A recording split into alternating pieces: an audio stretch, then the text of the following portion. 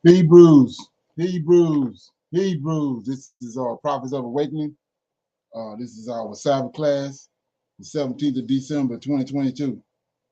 What I'll be dealing with later on in the class is shining a light on Samuel, the man Samuel, his calling.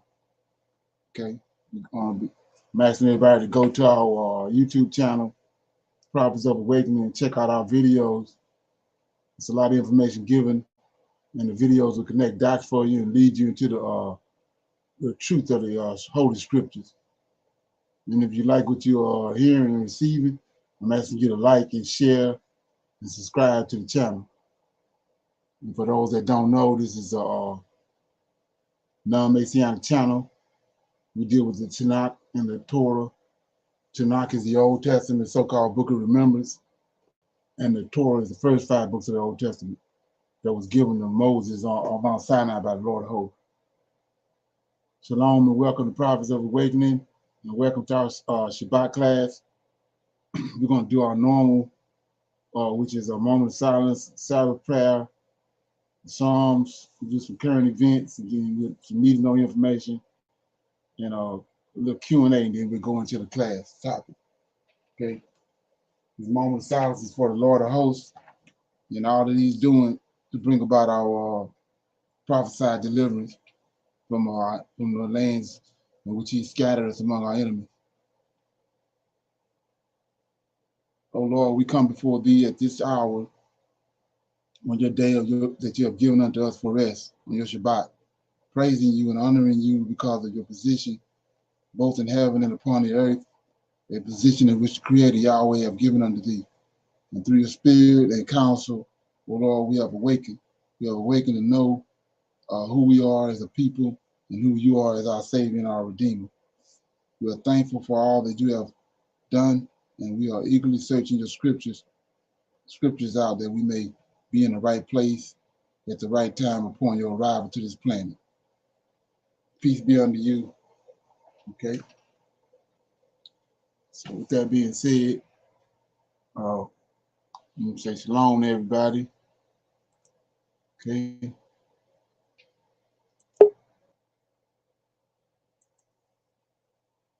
So, Markel. Then we're going to do our songs. Then we'll do a little current events. Okay.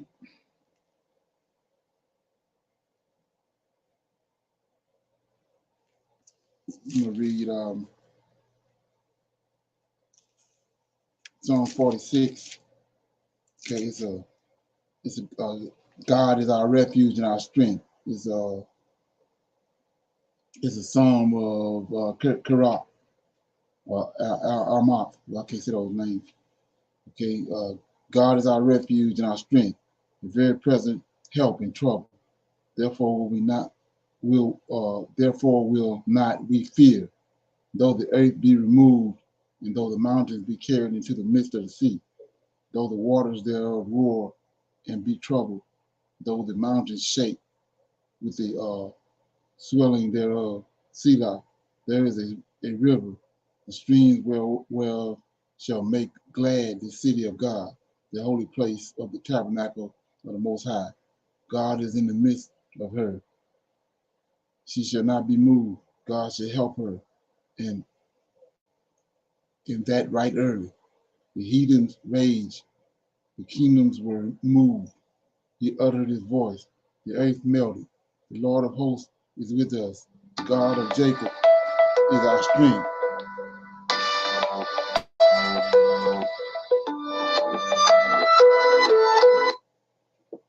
Excuse me. Okay. God, the heathen rage, the kingdoms are moved. He utters his voice, and the earth melted. The Lord of hosts is with us. The God of Jacob is our refuge. God, come, behold the works of the Lord, that desolations, what desolations he hath made in the earth. He maketh wars to cease unto the end of the earth. He breaketh the bow, he cutteth the spears in sunder. He burneth the chariots in the fire. Be still and know that I am God, and I will be exalted among the heathen. I will be exalted in the earth. The Lord of hosts is with us. The God of Jacob is our refuge. Selah. So that was Psalms 46. God is our refuge and our strength. Anybody got any comments on that? Okay. This is current events.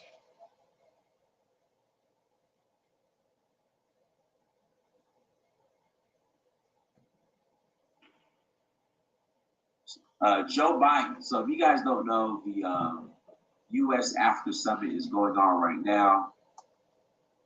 And let me tell you how these folks treat us Africans. Long. Again, let me tell you how these folks treat Africans. They scheduled this summit in freezing Washington, D.C. in December. Again, they scheduled this summit in freezing Washington, D.C. in December. And so let me play this clip of Joe Biden. I mean, guys, really what this is, I mean, you got to think about it. You have China, you have Russia, you have all these countries who are, even though you might disagree with China and what they're doing in Africa, they're at least coming in and developing, helping, assisting in developing the continent. Meanwhile, you have the United States of America, who has played a role in every assassination, including Gaddafi, the most recent one.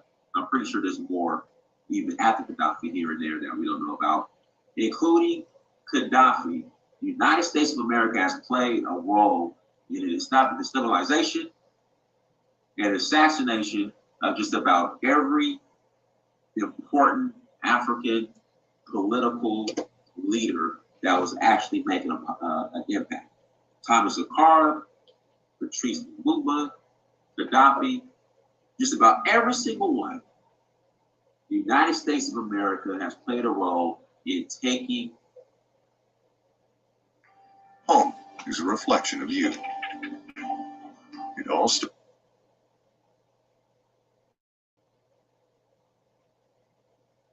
These leaders.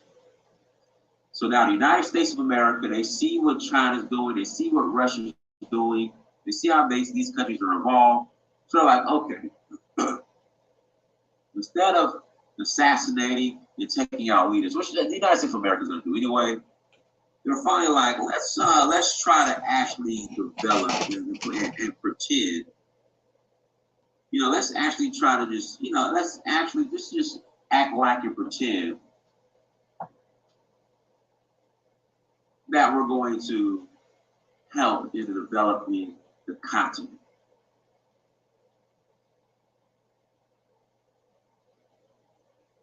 But you guys have to understand, and this is what these African countries have to understand. There comes a price with that, especially when you're dealing with America. There's a price with that. Price that you have to pay. But these African leaders, they got on their planes, flew to America in this freezing weather. My presidents, Buhari and Madapio, they're here. And to see what's going on. They're here. But listen, let's play this video.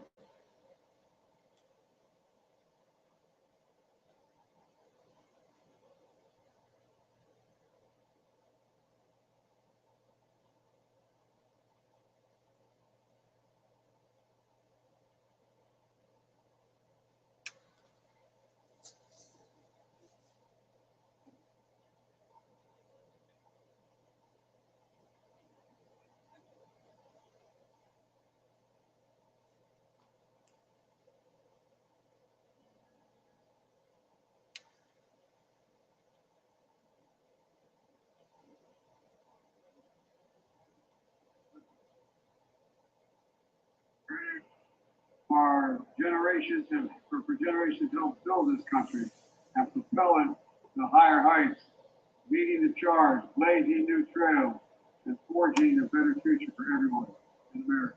Harsh words and change, objectives unimaginable. My nation's original sin.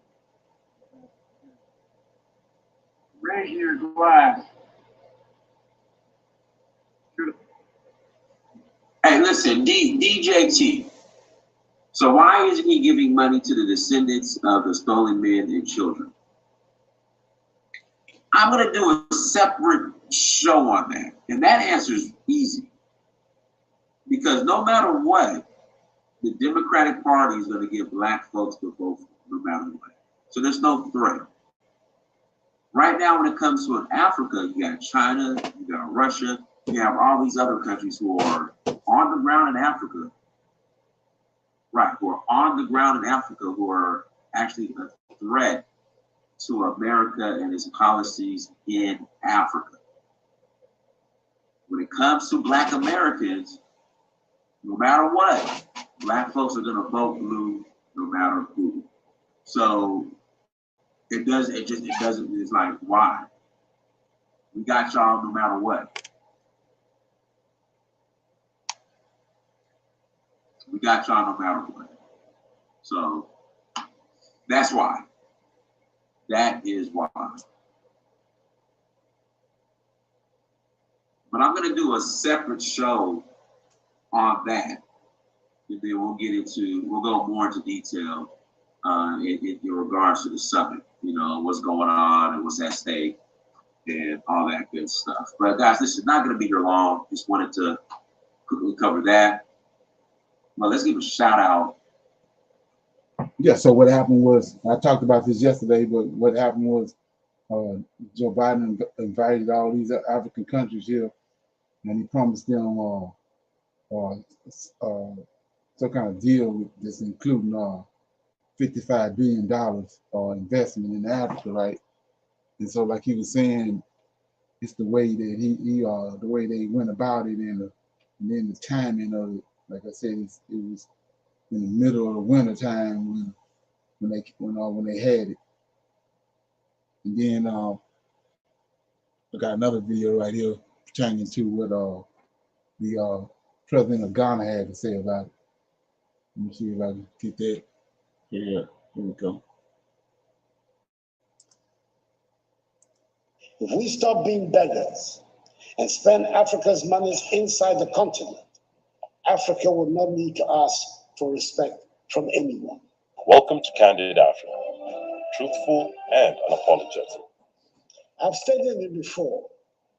It sometimes appears the words Africa and Africans have more resonance outside the continent than inside. We are home on our continent. It always seems very important to assert that we are Ghanaians, Ivorians, Kenyans, Nigerians, Swazis, Senegalese, Rwandans, South Africans, and Zambians.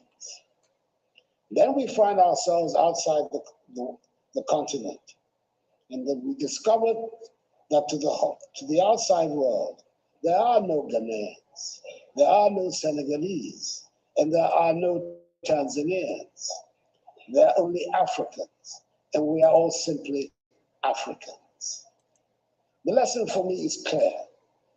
Our destinies are intricately linked with each other, and we're talking not only about those of us on the continent, but about the Africans in the diaspora as well.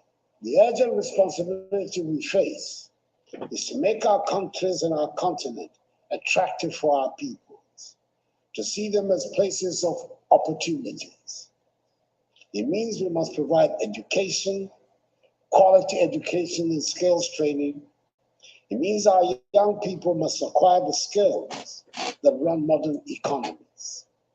The impact of a successful Africa on the image and standing of Africans in the diaspora applies with equal force to the image and standing of her sons and daughters who go by the name African Americans, and indeed to all her kith and kin in the Americas and the Caribbean. There's a lot of room for your perspectives and energies back in Africa. The second half of the 20th century witnessed a great blow for human progress and freedom when the African peoples, in the wake of Ghana's shining example, liberated themselves from the colonial and imperialist yoke and the racist ideology of apartheid, and emerged as free, independent peoples to construct new nations of hope and advancement. The first half of the 21st century should consolidate this development and see the growth of modern, prosperous, technologically advanced nations within a united Africa, which would make a reality of the dream of the 21st century as the African century, and bring dignity and respect to Black people all over the world. We've done enough talking, and dare I say we've had enough conferences and workshops.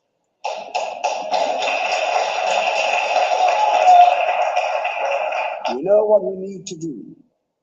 It is time just to do it. We've run out of excuses for the state of our continent. We have the manpower, we should have the political will. It is time to make Africa work.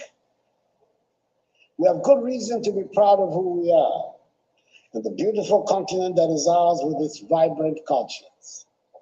The geographic space covered by Africa makes it the second largest of the 7 continents. It has 30% of the world's remaining minerals of value. It has some of the most breathtaking seas on our planet. It has plants and animals that are wonders of the world and critical for the survival of the globe.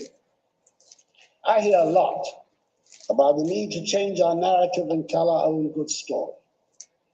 Ladies and gentlemen, as the saying goes, nothing succeeds like success. If we work at it, if we stop being beggars and spend Africa's monies inside the continent, Africa would not need to ask for respect from anyone. We would get the respect we deserve.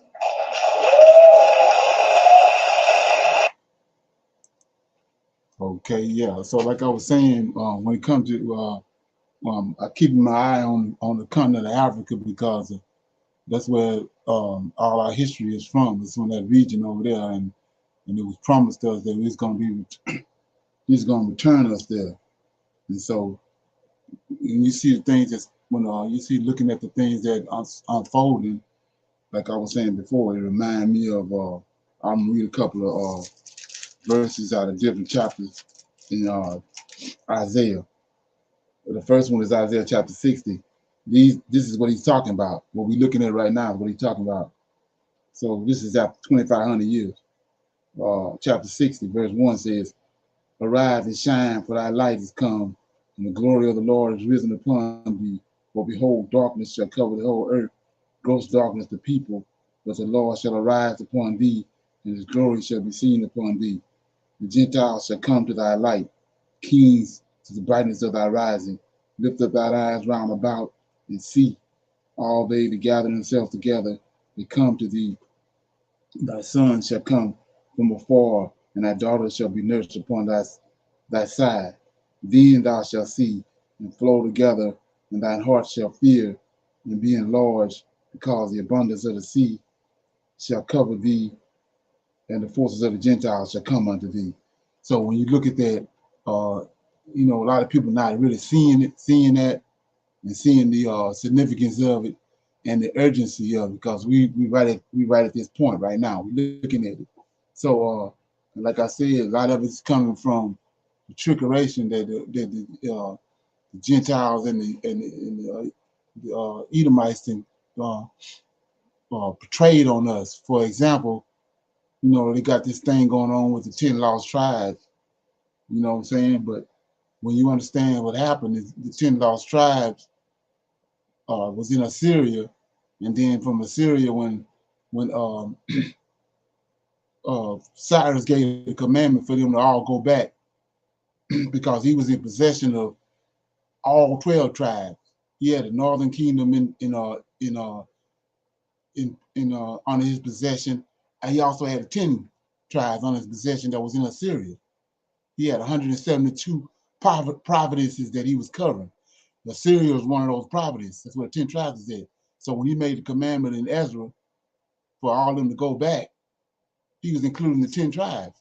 But but they made a decision, some of them went back, but most of them, they decided when they left Assyria, they left and they went into Africa, and they dwelled in Africa. That's where they was at. So the reason I'm saying that is now we're dealing with this so-called 54 countries that's in the continent of Africa, where some of those countries and a lot of those people are Israelites,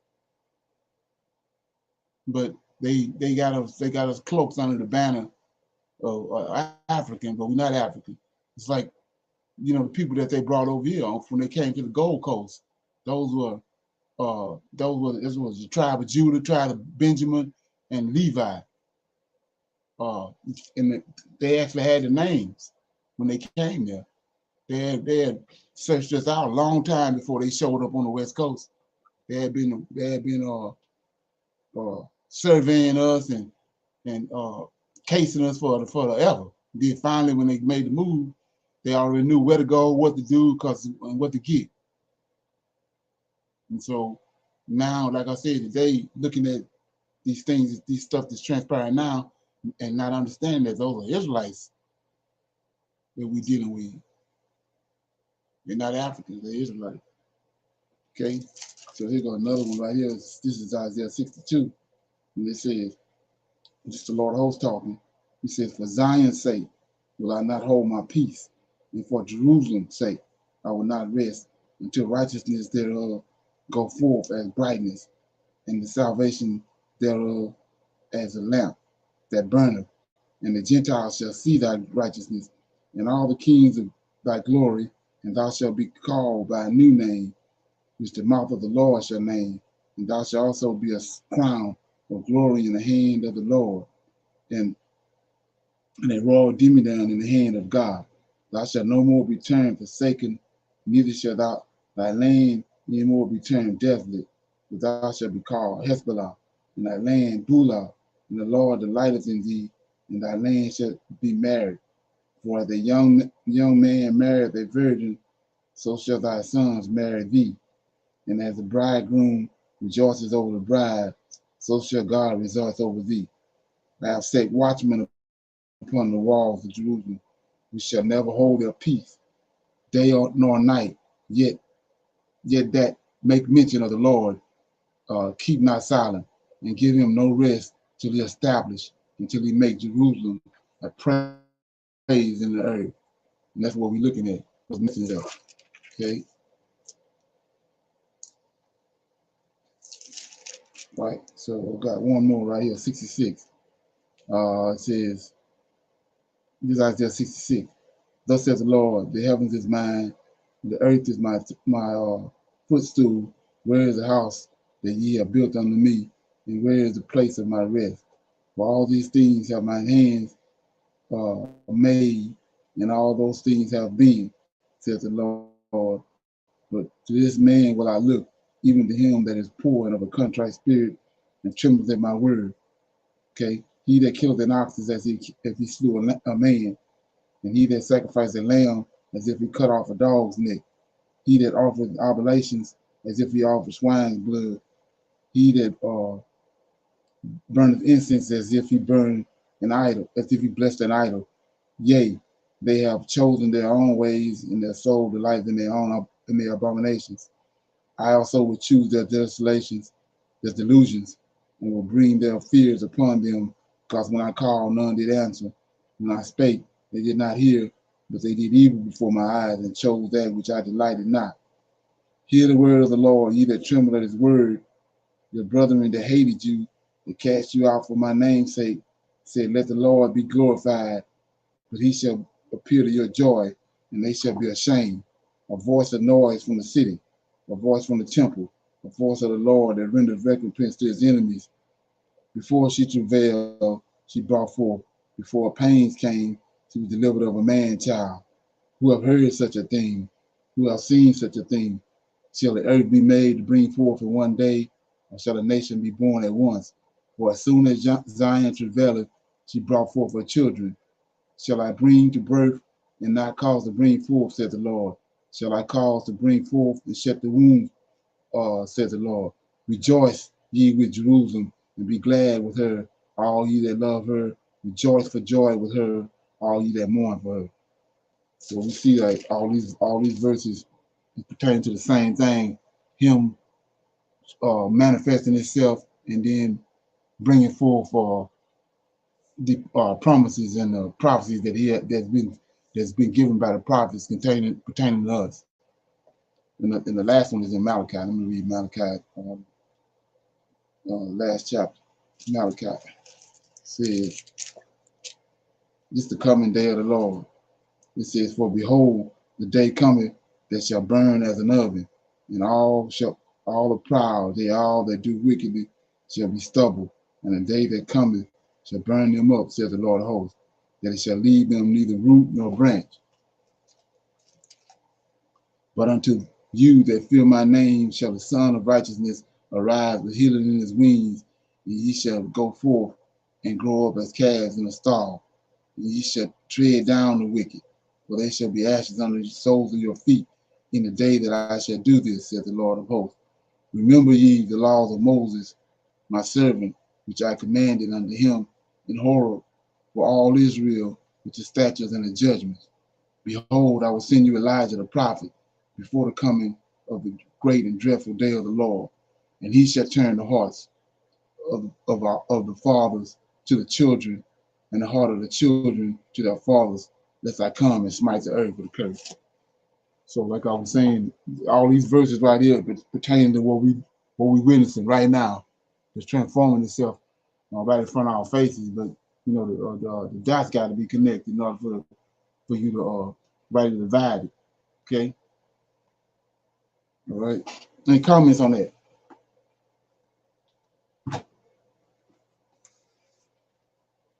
Okay. So I got a little need to know information right here. This is another one of those things that's being pulled over our head. The owl. I kind of talked about this the other day, but you know how they worship the owl, and anybody that's paying attention to the symbols that the Illuminati be using, they got this owl that's you know, she got feet like an owl, wings, but it's a woman.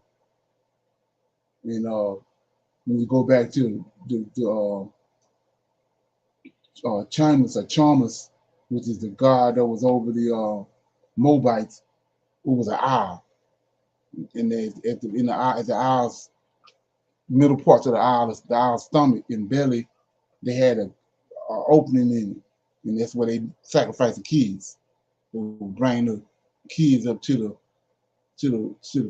they had priestesses, women standing there. They bring the kid, the newborn or the firstborn up there to them, and they would take it and put it in the fire.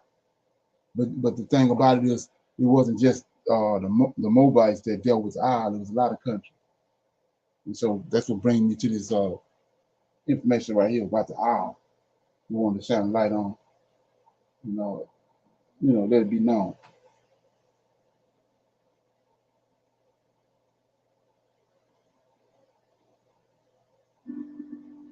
Going all the way back to the earliest human records and the earliest human maps and writings, owls have been held sacred by every country in one regard or another.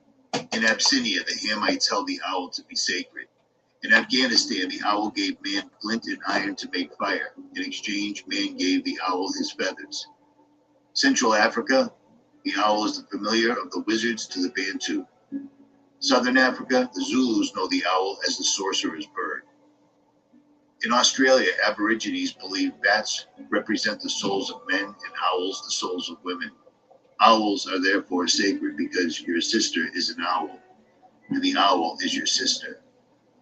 The Aztecs believed one of the evil gods wore a screech owl on its head. In Babylon, owl amulets protected women during childbirth. In Brittany, an owl seen on the way to the harvest is the sign of a good yield. In Burma, during a quarrel among the birds, the owl was jumped upon, so his face was flattened. In Cameroon, too evil to name, the owl is only known as the bird that makes you afraid. The Celtic, the owl was a sign of the underworld. In China, the owl is associated with lightning because it brightens the night, and with the drum because it breaks the silence. Placing owl effigies in each corner of the home protects it against lightning.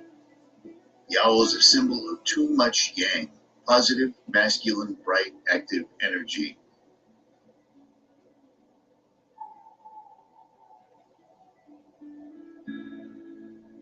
In Greenland, the Inuit see the owl as a source of guidance and help. Hawaii, owl features in old war chants. The Incas venerated the owl for its beautiful eyes and head. In Iran, in Farsi, the little owl is called Johedbe Kokek. It is said that this bird brings bad luck. In Islam, it's forbidden to eat. That also holds true in the Christian Bible as well. In Ireland, an owl that enters the house must be killed at once, or if it flies away, it will take the luck of the house with it. Israel, in Hebrew lore, the owl represents blindness and desolation and is unclean. Jamaica, to ward off the owl's bad luck, cry salt and pepper for your mammy. And it goes on and on and on. Every single country has some folklore, some curse, some luck associated with the owl. Want to take the guesswork out of your net worth?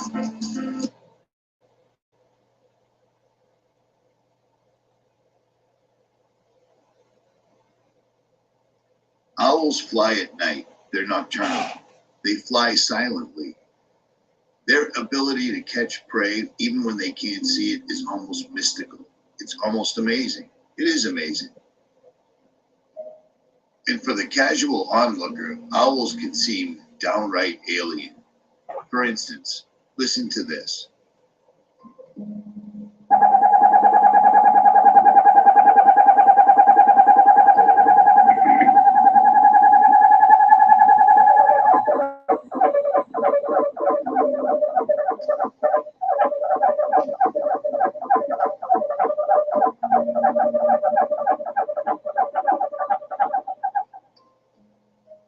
When you tie all these things together, it's easy to see why every country on earth, every culture has a story about the owl.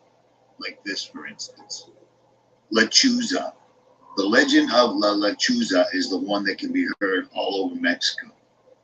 It is said that a lechuza, or owl, specifically a white owl, is a bruja, or a witch, that has taken its form in this owl. Now, there are small owls that are believed to be witches, but the legend of La Lechuza is a giant owl. Some say it's white. It's 7 feet tall and has a wingspan of 15 feet. And although it is an owl, it is said to have the face of an old woman.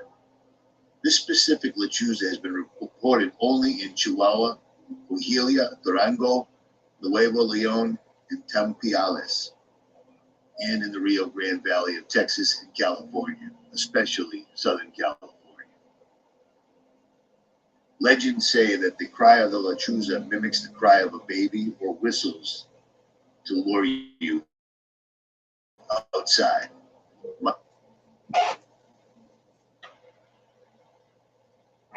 For almost 100 years, the elites of this world enjoyed meeting at the Bohemian Grove. undetected, unmolested, unreported. Presidents, ambassadors, senators, CEOs, many times in conflict with laws protecting American citizens from their presidents meeting with people they're not supposed to be meeting with. It all went unreported, unnoticed.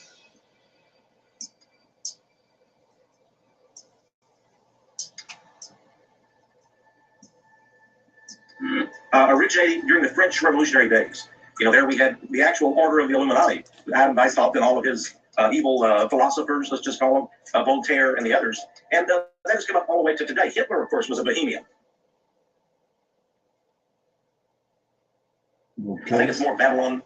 Yeah, so I was just my thing was to show you that I was talking about the other day how that you think that this stuff is separate and apart, but it's all the same thing. You're dealing with the same stuff from ancient time. These people, the same people, just like we are children of Abraham, Isaac, and Jacob.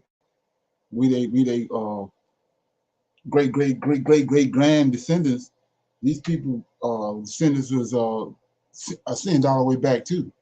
So these gods that you hear about in the Old Testament that these people were dealing with, they're dealing with the same gods now. They're no different. That's where you see the similarity with the children, and the obsession with the children is because it goes all the way back to ancient times in scriptures. It's just the earth can change and the technology in advance, but they're still doing the same thing. You have to understand that.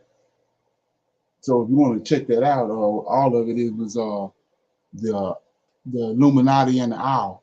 Is the name of it. You want to check it out. Anybody got any comments? Anything they want to say pertaining to that?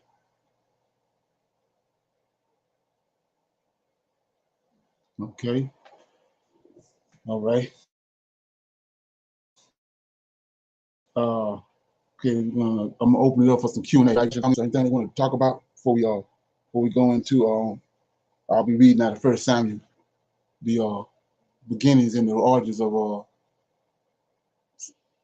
Samuel, the prophet. No comments, questions? Okay. That Samuel you said you're going to be reading out of? Yeah, 1 Samuel. Okay. Play this right here, then we'll go into the reading. Okay.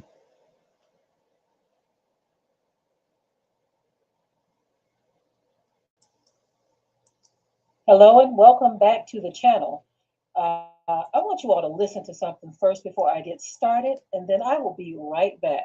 You're not going to be surprised at all, but take a listen at this so you can understand what I'm about to tell you. So I agree with you wholeheartedly. What I say is ban the black man. They steal, they kill, worse than any pit bull could, and they get away with it. Ban those that are making the laws. Ban Ekreleni. Blame the black man.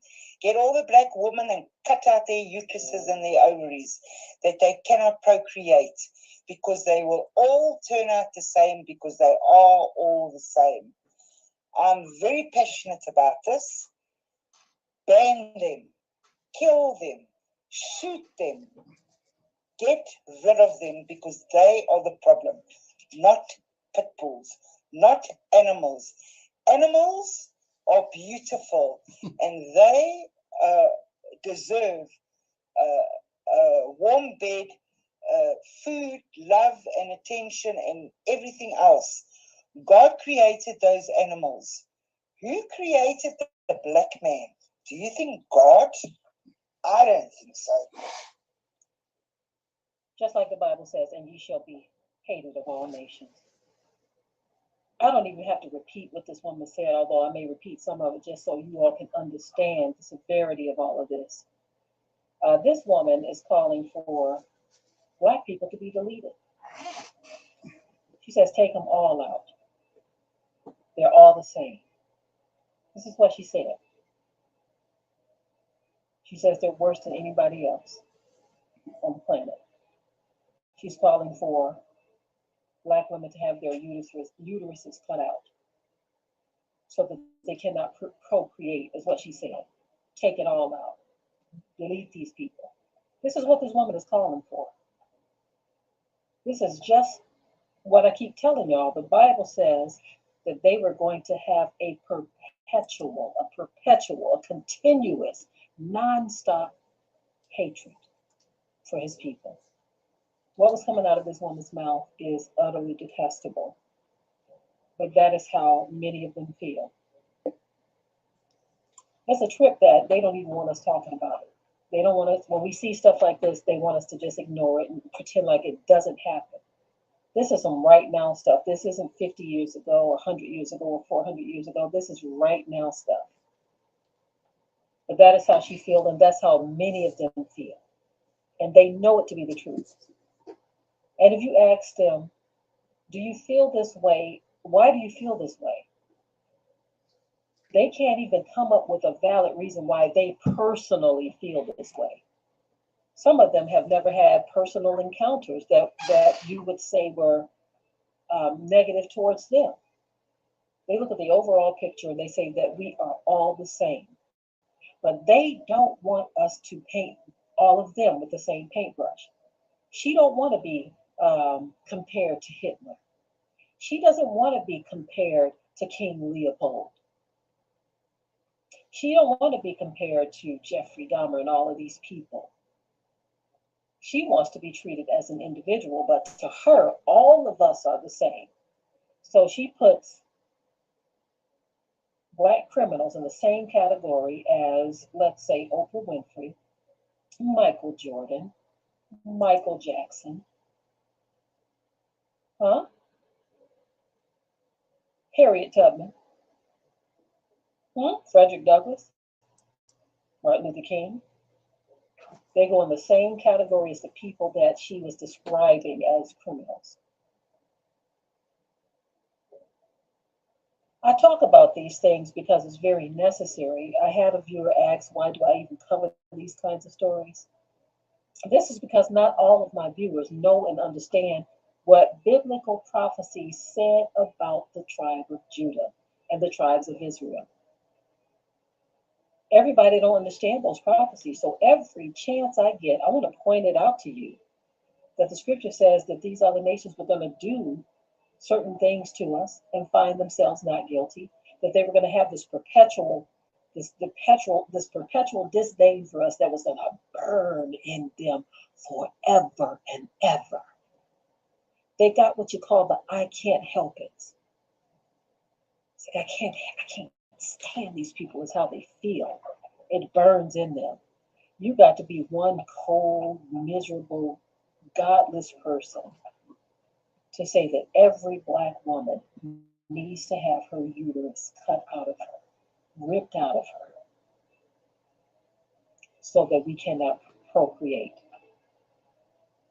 She didn't even say give them a drug so they can't have it anymore. She said cut it out. She wants an act of,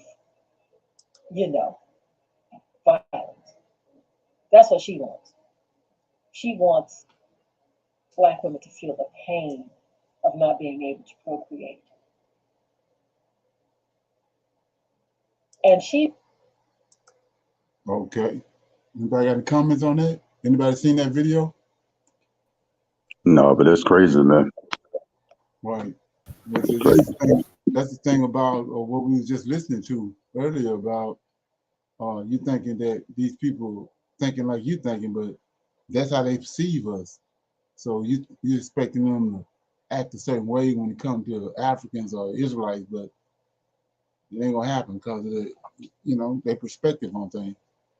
I mean, I don't know what planet she was born on, but she talking about all the things that we supposed to be done. What about all the things that they done? Exactly. You know what I mean? That's true. She delusional. Okay. Shalom. I saw that video, and I just want to touch on it a little bit. The sister was saying that she's not saying anything about giving us a drug or whatever. She's talking about doing serious harm, as far as cutting the uterus out or whatever, right? But Right. they already got the drugs there. They got this plan B and all this other stuff. You can go straight to the pharmacy and buy. They already got the drug, right? Right. So, and another thing I want to say, that old serpent, got a mouth, running, right?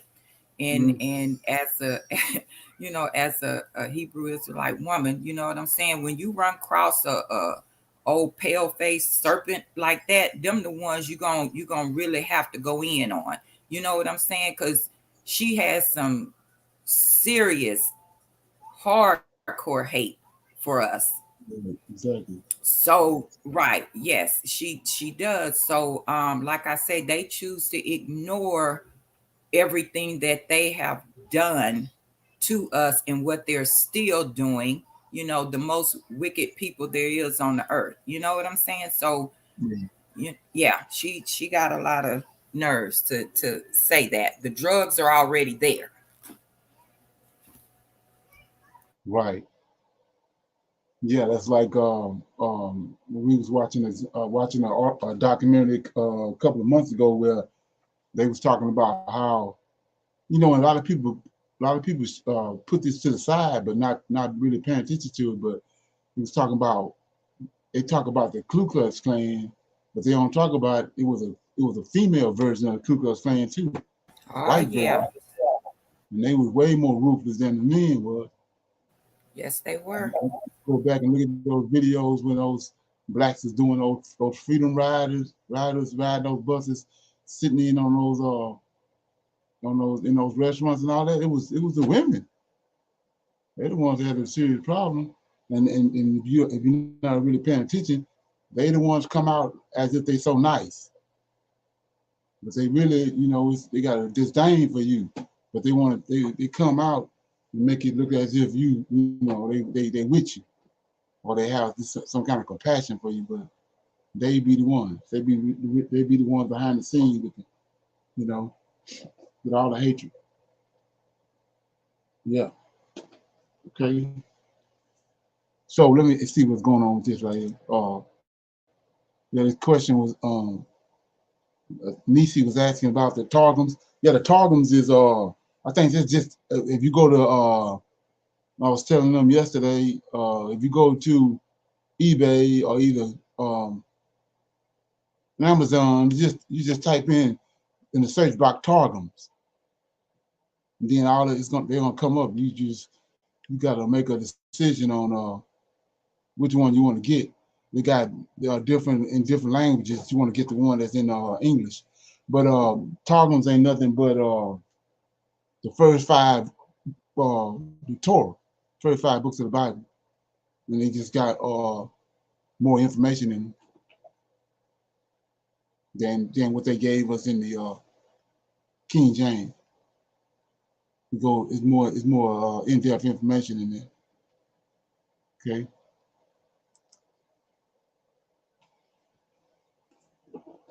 Okay, so with that being said, I was going to deal with Samuel.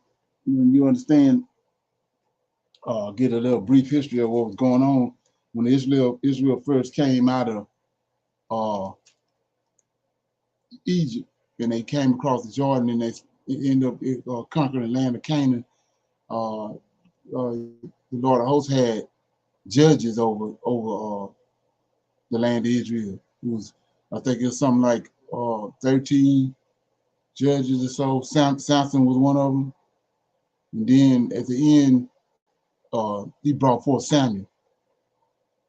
And then he used Samuel to bring forth Israel first king, anointed Israel first king, which was Saul.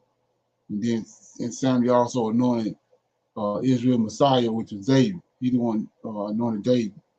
But what I wanted to do is shine light on Samuel's beginnings and some stuff he did and how the Lord of hosts used it. So I'm gonna start reading in 1 Samuel chapter 1. Probably read 3 or 4 chapters. Okay. Start at verse chapter 1. So it says, chapter 1 of 1 Samuel says, now there was a certain man of Rematam Zophim of the Mount Ephraim, and his name was Elkanah, the son of Jeroham, the son of Elihu, the son of Tahu, son of Zupha, an Ephraimite. And he had 2 wives, and the name of one of his wives Hannah, and the name of the other was Peninnah. And Peninnah had children, but Hannah had no children.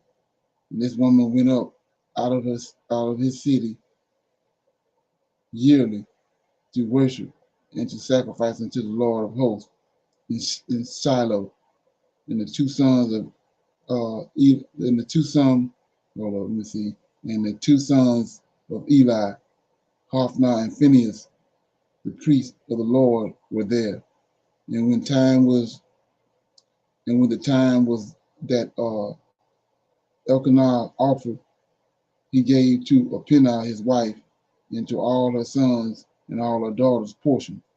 But unto Hannah he gave a worthy portion, for he loved Hannah, but the Lord had shut up her womb, and her adversaries also provoked her sore, for to make her fat, because the Lord had shut up her womb. So let's look at that. Because so we see right here, if you go back and recall in the past,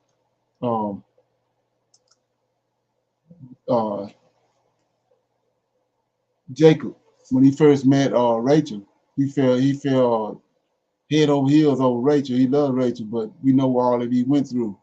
Laban ended up giving him, tricked him and gave him Leah, knowing that he was, how he felt about Rachel. So when you look at that story, this is what Jacob, to get the 12 tribes from. But Rachel was barren. The Lord of hosts had her womb closed up.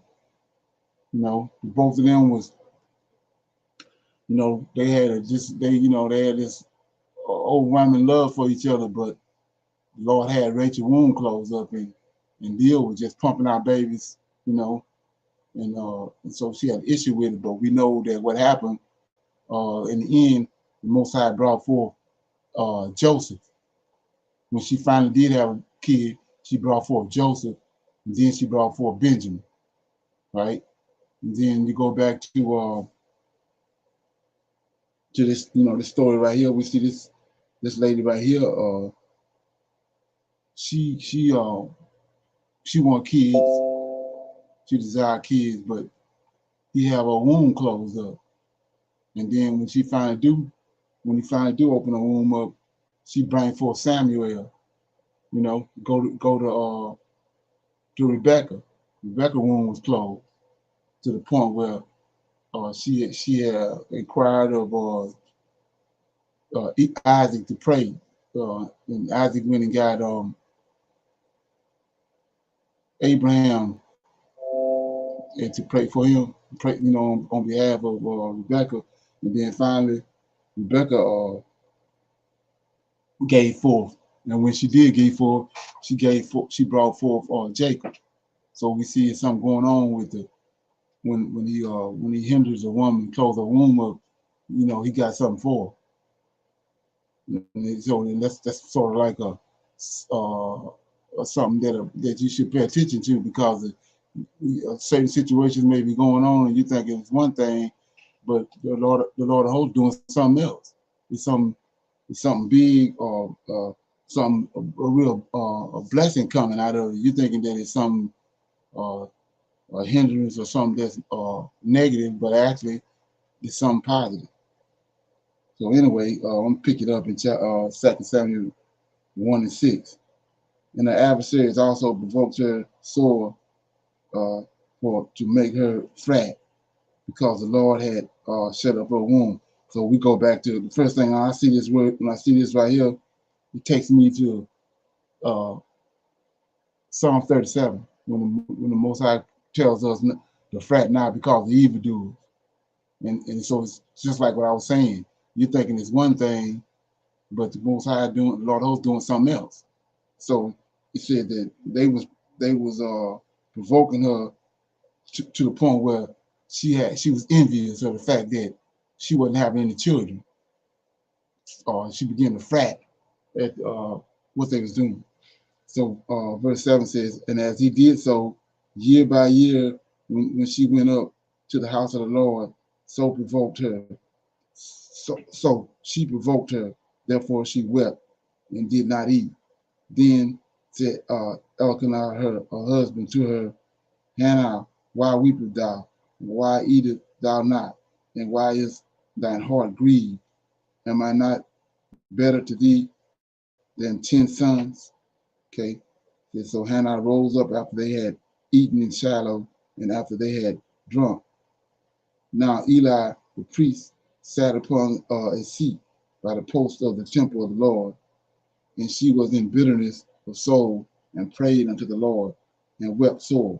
And she vowed a vow and said, O Lord of hosts, if thou wilt indeed look on the afflictions of thine handmaiden and remember me and not forget thine handmaiden, but will give unto thine handmaiden a man child, then will I give him unto the Lord all the days of his life, and there shall no razor come upon his head. So I want to shine light on two things right here. She says, verse 11, 1 Samuel chapter 1, verse 11, and she vowed a vow. And I made a statement about that a couple of classes ago, a couple of weeks ago. It said about vows. We continuously not understand that we operating in the Hebrew culture, but we get in the bind and we go and pray, and then we make these promises to the Lord, which ain't number vows. That if he get us out of certain situations, or cause certain things to pass, that we're gonna do this and that, and then when it happens, and the Lord of hosts get you out of it, you forget the vow, right? And that's a dangerous place to be in. If you ain't serious about the vow or about the promise, then you shouldn't make it, because it's gonna end up being a thorn in your side if you don't adhere to it. And so that's what she did, right? She made a vow that if the Lord gave her a man child, she's gonna return him back to her. And what she mean by that is she's gonna bring him to the temple and let him to be a priest. So it says verse 12, and it came to pass that she continued praying before the Lord that Eli marked her mouth. Now Hannah, she spake in her heart, only her lips moved, but her voice was not heard. Therefore Eli thought she had been drunken. And Eli said unto her, how long wilt thou be drunken? But put away thy wine from thee. And Hannah answered and said, No, my Lord, I am a woman of a sorrowful spirit. I have drunk neither wine nor strong drink, but have poured out my soul before the Lord. Count not thine handmaiden for a daughter of Belial, for out of the abundance of my complaint and grief have I spoken hitherto.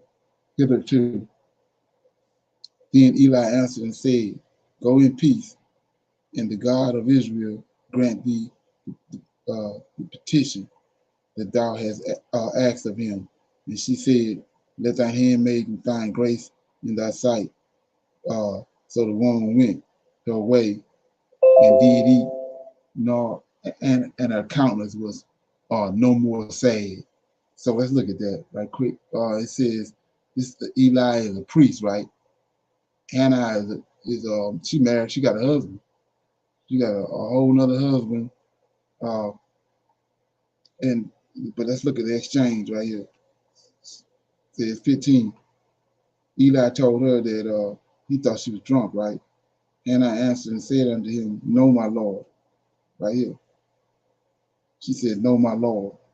You get somebody to say that today. I am a woman of sorrowful spirit. I have drunk neither wine nor strong drink, but I poured out my soul before the Lord. Count not thy handmaiden. Notice, she a handmaiden not only of her husband, but she a handmaiden to him too. Count not thy handmaiden for a daughter of Belial, for out of the abundance of my complaint and grief have I spoken hither. Then Elijah answered and said, go in peace, and uh, and the God of Israel grant thee the petition that thou hast asked of him. Let's look at it again. Eli answered and said, go in peace, and the God of Israel grant thee thy petition that thou hast asked of him. So this is a whole other man. It's not even he ain't her husband, but he telling her, go in peace, and may the God of Israel grant thee and may the God of Israel grant thee thy petition that thou hast asked. So come to the day, fast forward to the day. You constantly hearing in different conversations that you can't tell me nothing. You ain't my husband. Yeah, you ain't got no authority over me. You know, you hear that all the time. It's just a whole other man right here. In verse 17, then Eli answered and said, go in peace, and God of Israel grant thee thy petition that thou mayest ask of him. So looking at that exchange right there, there's something else going on that we ain't, we ain't grasping when it comes to that interaction and relationship between women in Israel and men in Israel. So anyway, verse 18 says, and she said, let thy handmaiden find grace. So it's not something I made up. She said it right here. Let thy handmaiden. See that? She belonged to somebody else, but she his handmaiden, right? And she said, let thy handmaiden find grace in thy sight. So the woman went her way and did eat, and her countenance was not no more sad. And they rose up in the morning early and worshiped before the Lord, and returned and came to their house at Ramah. And Elkanah knew Hannah his wife, and the Lord remembered her.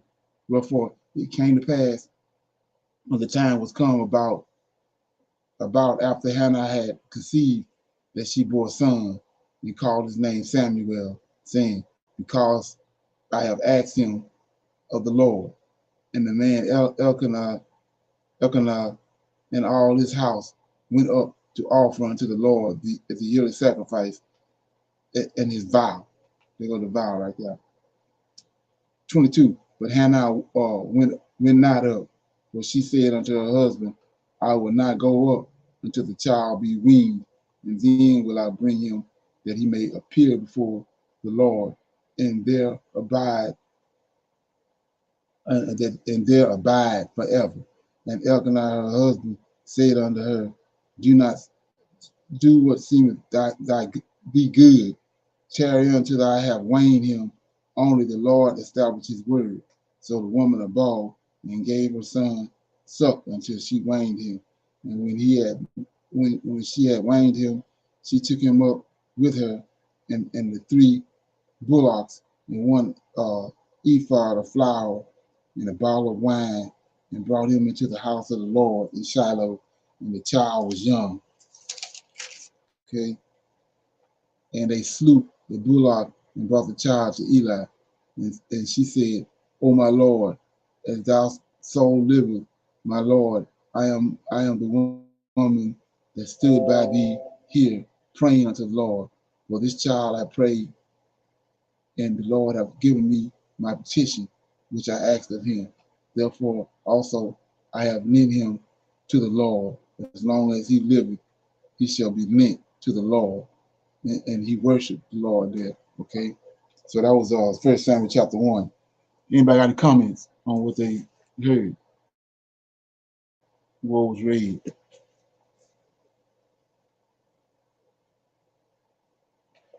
Okay, everybody good? Okay, Yes, chapter sir. 2. This chapter 2. This is a song of Hannah. So actually, what she's doing is rejoicing on the fact that the Lord had gave her a man child of Samuel. It says, and Hannah prayed and said,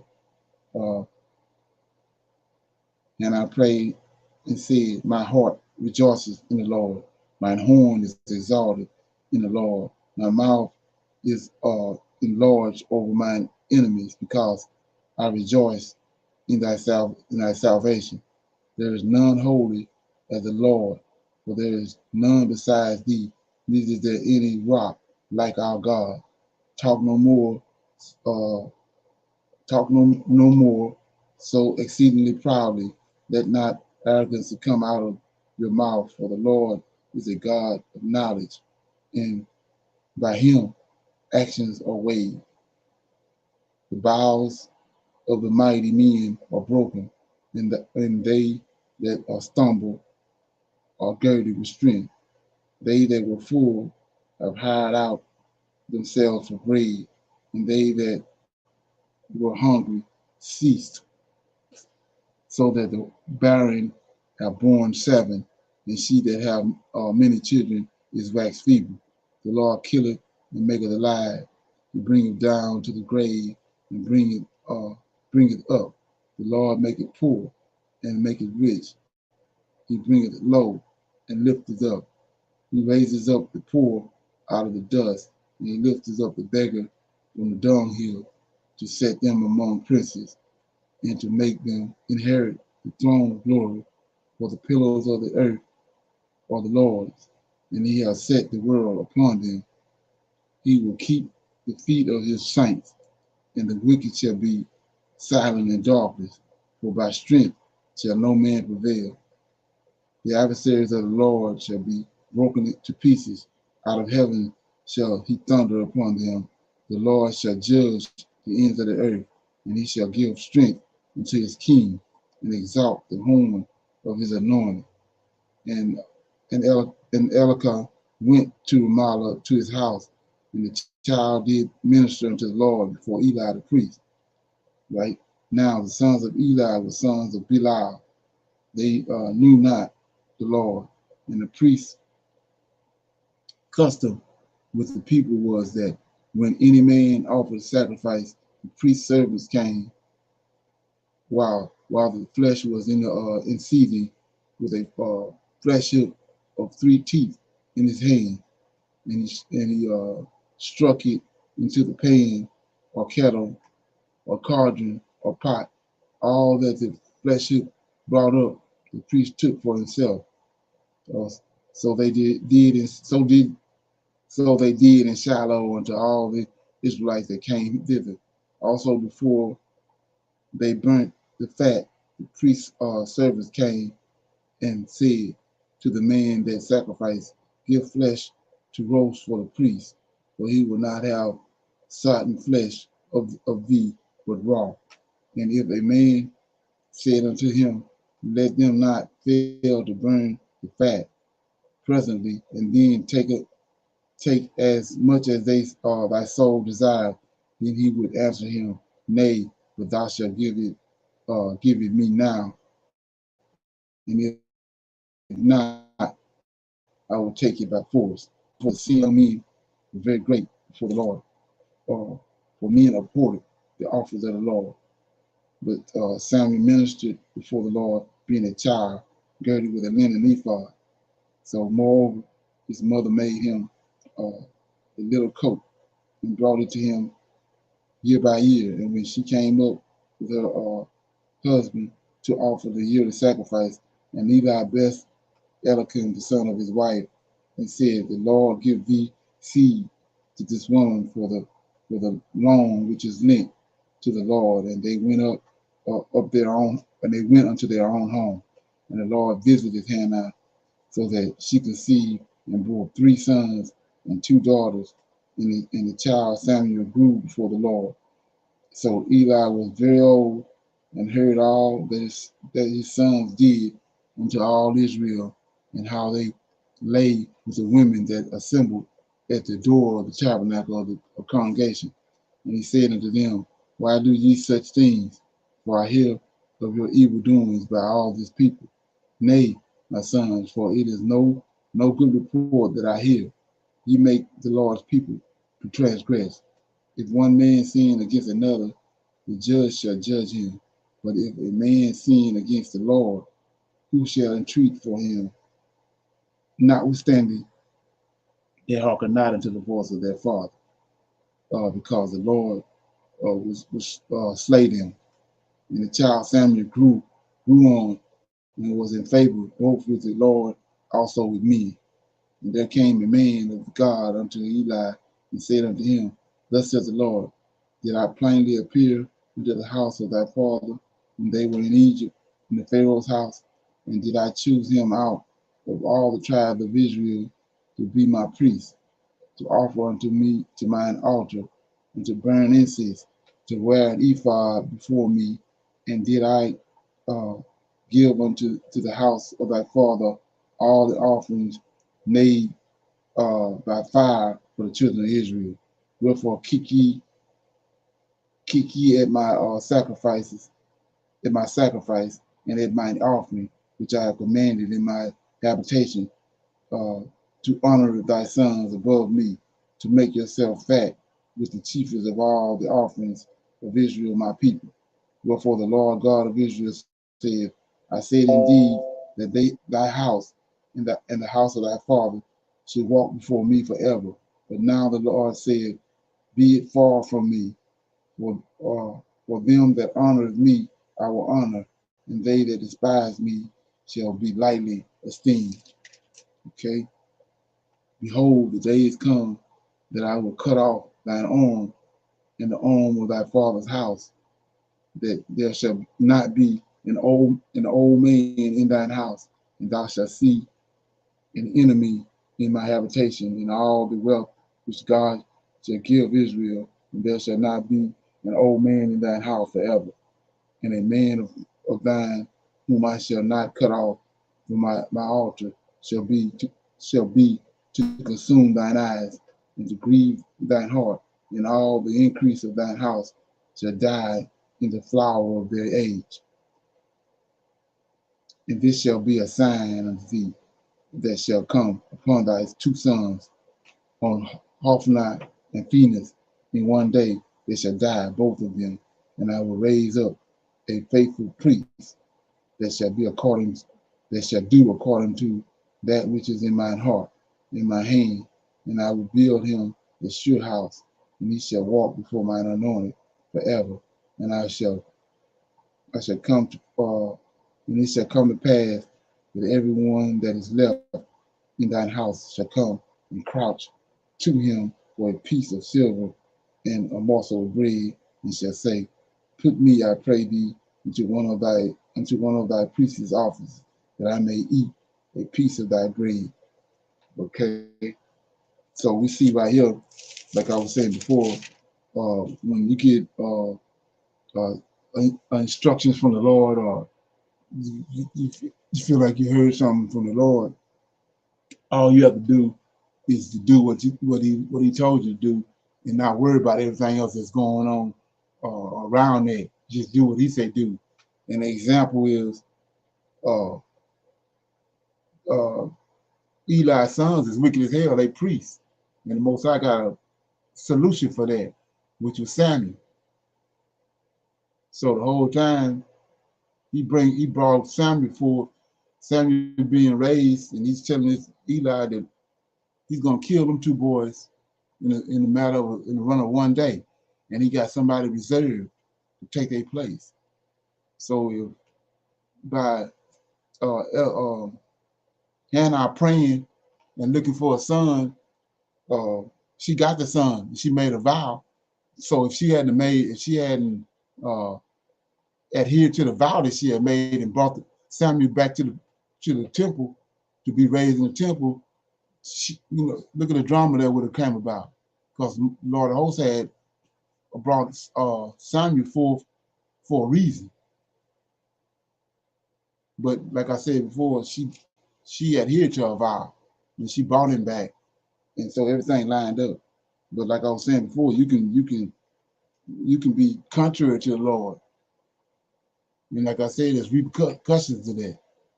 You don't want to be walking around contrary to the Lord's plans. by not adhering to what he's telling you to do, putting it on your mind or putting it in your spirit to do a certain thing, and you keep putting it out. If you put something on your mind, the number one thing to do is to get at it, working on what he gave you to do. Because it's a whole bunch, it's a bunch of repercussions you're not doing. Okay? So I want to shine light on something else too. It said, let me get it.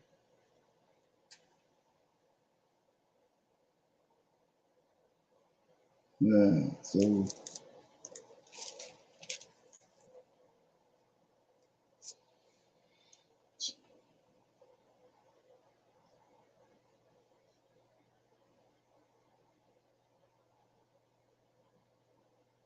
yeah, I come back to it. I can't remember what it was. I'm in chapter 3, 1 Samuel chapter 3, verse 1. And the child Samuel ministered unto the Lord before Eli, and the word of the Lord was precious in those days. There was no open visions. And it came to pass at that time when Eli was laid down in his place, and his eyes began to wax dim, that he could not see. And ere the lamp of God went out in the temple of the Lord, where the ark of God was, and Samuel was laid down to sleep. And the Lord called Samuel, and he answered, Here I am. And he ran unto Eli, and said, Here I am, for thou callest me. And he said, I call not. Lie down again. And he went and lay down.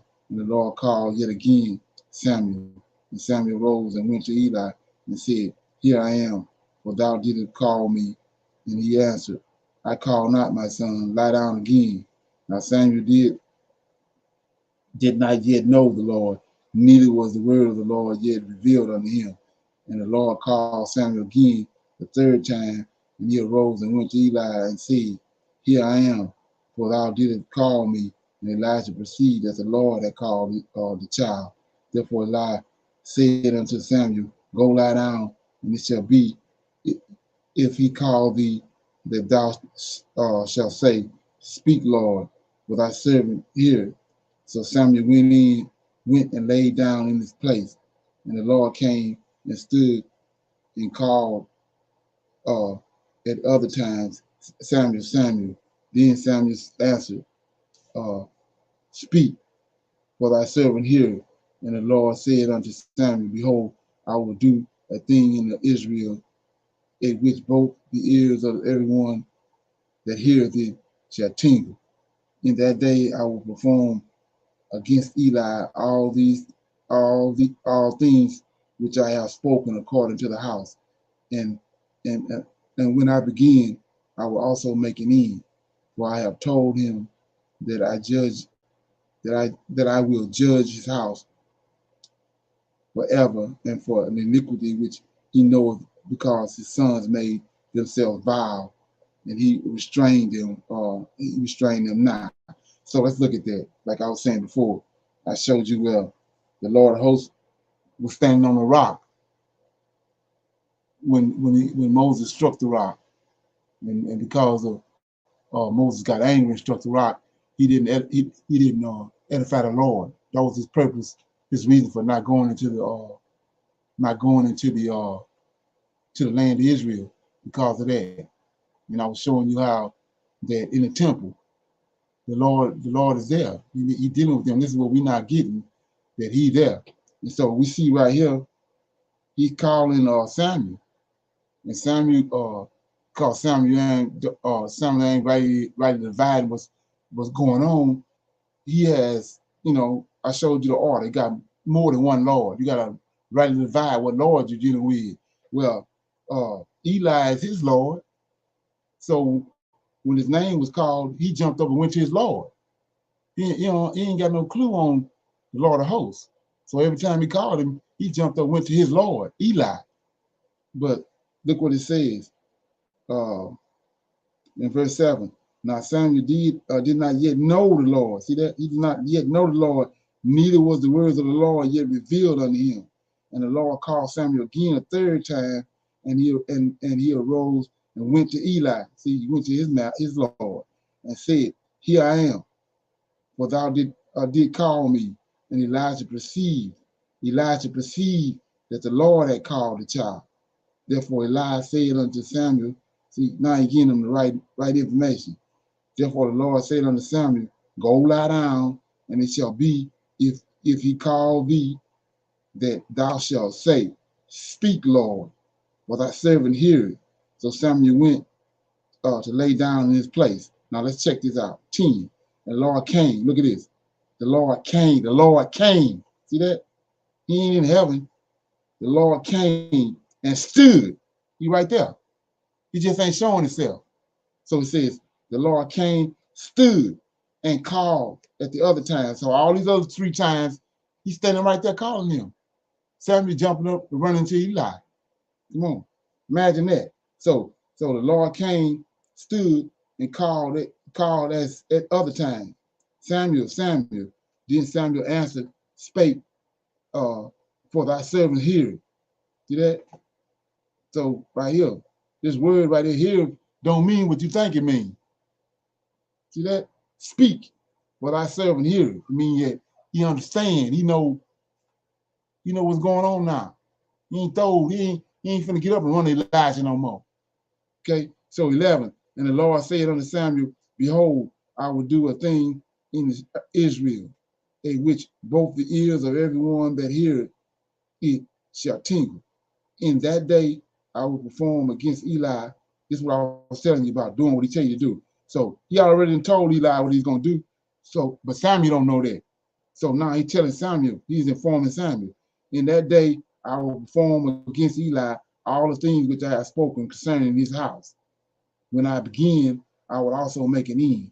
For I have told him, see that? I have told him that I will judge his house forever for the iniquity which he knoweth, because his sons made themselves vile, and he restrained them not. So Eli didn't do what he supposed to do. Lord told him about it, but he didn't do what he's supposed to do. So 14, and therefore I have sworn unto the house of Eli that the iniquity of Eli's house shall not be purged with sacrifice nor with offerings forever.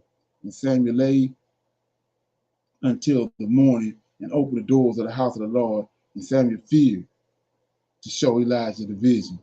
Then Eli called Samuel and said, Samuel, my son. And he answered, Here I am. And he said, What is this thing that the Lord hath said unto thee? I pray thee, hide it not from me.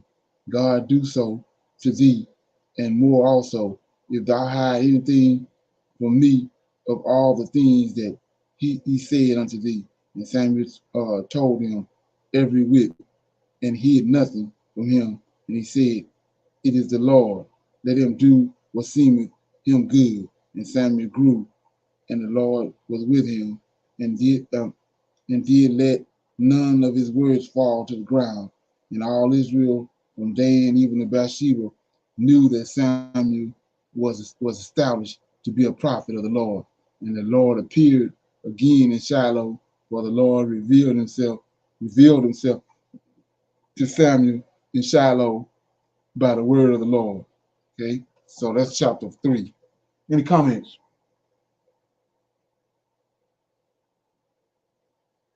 Okay, chapter 4.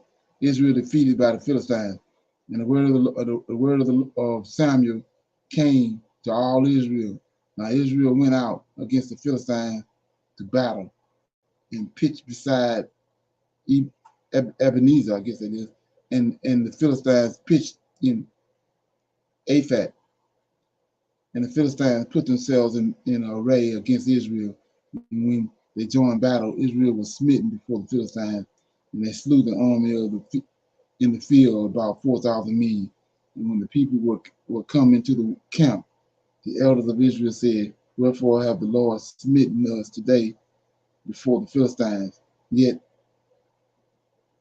let us fetch the ark of the covenant of the Lord out of Shiloh unto us, that when it cometh among us, it may save us out of the hands of our enemies. So let's look at that. So I'm going to shine a light on something. So when you understand what I'm trying to show you for us, who the Lord is and that he's been there the whole time dealing with the Israelites. He ain't in some alternate universe somewhere. He right there. So he told the Israelites when they left Egypt that they was going through the wilderness in Deuteronomy chapter 2, and it shows you that it's giants all over the place. So it's not the Israelites, it's not Joshua, it's not Moses that's killing these giants. It's these 7 angels, the Lord of hosts and these 7 angels. They're the ones killing these giants. But nobody see them. They there, but nobody see them. Right? So let's look at that right quick. I'm in Ezekiel. Give you a picture of what I'm talking about.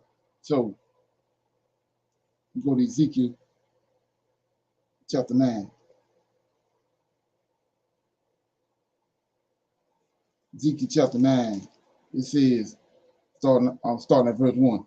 He cried also in mine ears with a loud voice, saying, cause them that have charge over the city to draw near, every man with a strong weapon in his hand. And behold, 6 men came from the way of the higher gate, which lieth toward the north, and every man a slaughter weapon in his hand, and one man among them clothed with linen, with a writer's inkhorn by his side, and they went in and stood beside the brazen altar. So this when you look at this 6 and 1 and 7, these are 7 angels right here. These are 7 angels that Enoch is telling you about. Notice each one of them got a strong weapon in their hand. They the ones that's in charge of Israel. They're in charge of the temple, and they're in charge of, they're the ones that's watching over the nation of Israel. So when they going through the wilderness, this two killing the giants right here. It ain't the Israelites is in battle, but they're the ones that's killing the giants. You have to understand that. So let's go back to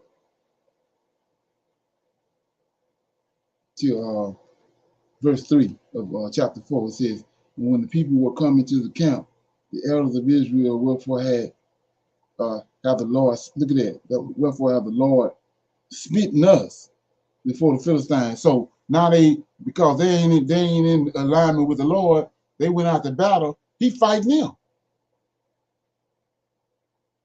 He in there fighting. They fight against the Philistines. He the God over them, but he killing them. He fighting them. So like I said before, you can do with that what you want, but take it to the New Testament. They want you to think that the God of Israel, is this nice dude that went around letting people pluck his beard and beat the hell out of him with a whip. Okay, but we see right here, they going to fight against the Philistines. He didn't, because they ain't in line. He didn't turn around. He fighting them. He killing them. Said 4,000 men. 4,000 men was killed. Okay, verse 4. So the people sent to Shiloh, and that they might bring from thence the ark of the covenant of the Lord of hosts, which dwelleth between the cherubim. And the 2 sons of Eli, Hophni and Phinehas, were there with the ark of the covenant of God. And when the ark of the covenant of the Lord came into the camp, all Israel shouted with a great shout, so that the earth rained again. And when the Philistines heard this noise of the shout, they said, what meaneth the noise of this great shout in the camp of the Hebrews? And they understood that the ark of the Lord was coming to the camp. And the Philistines were afraid, for they said, God has come into the camp. And they said, woe unto us, for there have not been such a thing therefore. Right? Woe unto us, who shall deliver us out of the hands of these mighty gods. Look at that. Woe unto us, who shall deliver us out of the hands of these mighty gods. With an S on it. They go to 7 right there. These are the gods that smote the Egyptians with all the plagues in the wilderness. Be strong and quit yourself like me, Philistines, that ye be not servants unto the Hebrews, as they have been to you. Quit yourselves like men and fight. Okay? It says that the Philistines fought and Israel was smitten, and they fled every man into his tent, and there was a very great slaughter, for there fell of Israel 30,000 footmen, and the ark of God was taken, and the two sons of Eli, Hophni and Phinehas, were slain. And there ran a man of Benjamin out of the army, and came to Shiloh the same day with his clothes rent, and with earth upon his head. And when he came, lo, Eli sat upon a seat by the wayside, watching for his heart.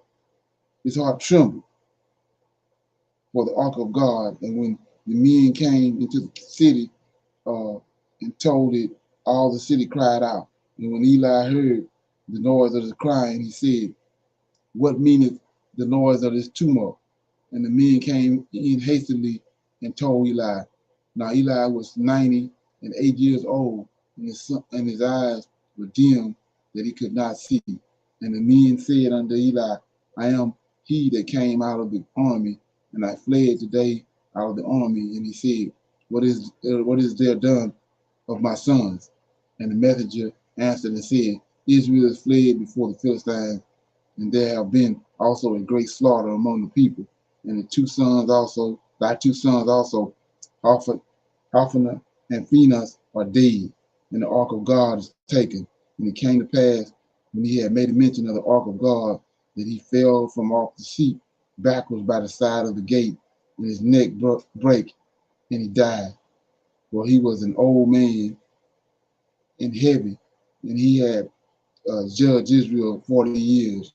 And his daughter-in-law, Phinehas' wife, was with child, near to be delivered. And when she heard the tidings that the ark of God was taken, and that her father-in-law and her husband was dead, she bowed herself and travailed, for pains came upon her.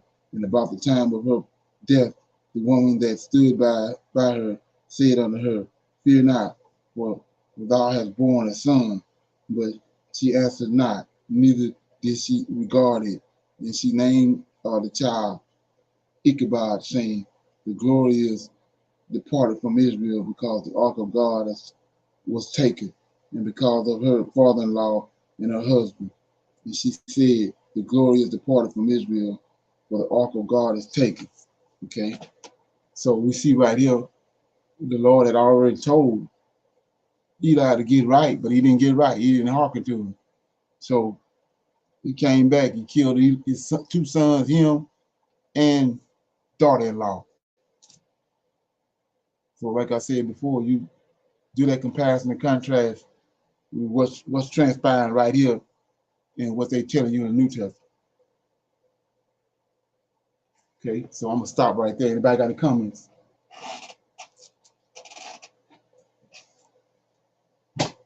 Any dialogue?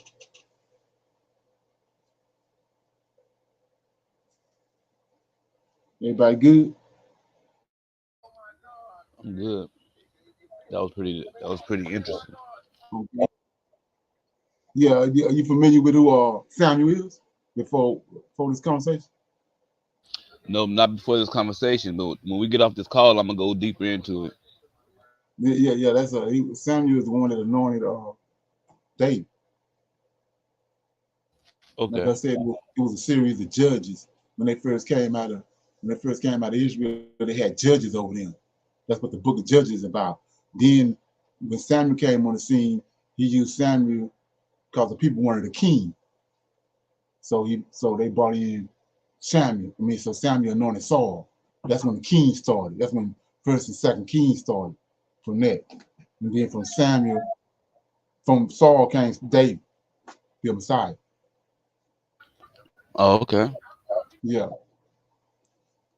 right. I'm Okay. taking notes. Okay. Yeah. So everybody good? Good. Yes, sir. Okay. So we're gonna cut it off right there. We had a conversation last night dealing with the Shabbat, and so to kind of it was some good stuff was brought up and all that, but I want to try to seal that deal, and I'm gonna use the evening Shabbat to do it. So get your verses and all that stuff together, and we're gonna chop it up in a nice Hebrew way. We're gonna chop it up, deal with that, because there's some more stuff that came up. So with that being said, I'm gonna say shalom. Shalom, fam. Right, shalom and another shalom. Okay, I'll see y'all this evening at 6. Shalom, everyone. All right.